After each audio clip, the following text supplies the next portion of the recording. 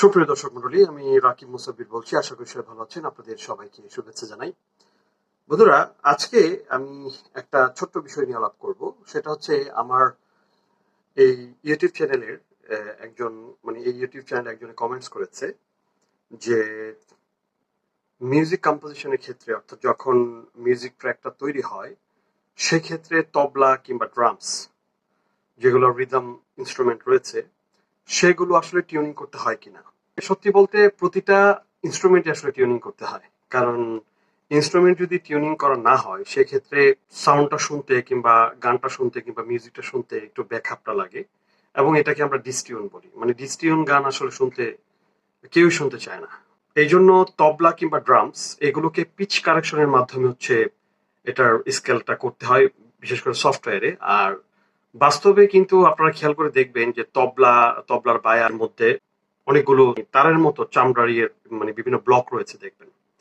তো ওইগুলোর মাধ্যমে তখন ধরে ধরে ধরে ধরে সেটা টিউনিং করতে হয়। এবং ড্রামসেও দেখবেন এইরকম অনেক বল্টু টল্টু এই টাইপের কিছু রয়েছে, আপনারা দেখবেন। এটা আসলে আমি বোঝার জন্য বলছি, স্ক্রু টো এগুলো রয়েছে দেখবেন, এগুলোর মাধ্যমে কিন্তু তখন ড্রামস গুলোকে আসলে টিউনিং করতে হয়।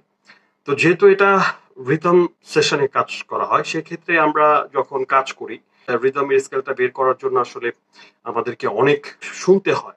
রিদমের যে বিষয়টা, তবলার বিষয়টা যদি আপনি না শোনেন তাহলে বুঝবেন না যে স্কেলে পড়ছে কিনা। এবং সেটা আপনার বের করার জন্য অনেক ধরনের প্লাগিনস আছে। সেই প্লাগিনস গুলো বিভিন্ন সফটওয়্যারে থাকে। সো প্রসেস কিট গুলো আসলে সাধারণত প্রসেস করা থাকে, সেটা নির্দিষ্ট একটা স্কেলে থাকে। আর ড্রাই যে কিট গুলো থাকে সেগুলোকে আসলে প্রসেসিং করে নিতে হয়, তাহলে তখন গানটা শুনতে শ্রুতিমধুর লাগে এবং গানটা শুনতে ভালো লাগে।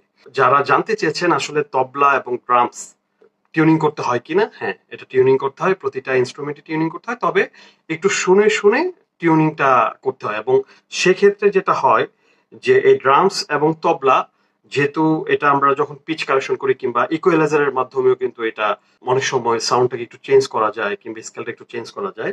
বিশেষ করে তবলা এবং ড্রামস, এই যে ইনস্ট্রুমেন্ট গুলো রয়েছে সেগুলো রুট নোট থেকে যখন কাজ করা হয় তখন কিন্তু অনেক সময় দেখা যায় যে কোনো না কোনো একটা নোটে পড়ে যায়, যে জন্য অনেক সময় আমরা অনেক লুপ যখন ব্যবহার করি দেখা গেল যে এটা একই স্কেলের না, তারপরও শুনতে ভালো লাগছে। তো সেটা ভালো লাগাটা করতে আসলে মিক্সিং মাস্টারিং এ গিয়ে কিংবা পিচ কারেকশনের মাধ্যমে এবং সেটা ইকুয়ালাইজারের মাধ্যমে করতে হয়। এছাড়া অন্যভাবেও করা যায়, সেটা সফটওয়্যারে অনেক ধরনের অপশন আছে, সেগুলো আসলে ডিটেল না বললে আসলে কেউ বুঝবে না। তো যাই হোক, আজকে এই বিষয়টা আপনাদের সাথে শেয়ার করলাম। সবাই ভালো থাকবেন, সুস্থ থাকবেন। আজকের মতো বিদায়। আল্লাহ হাফিজ।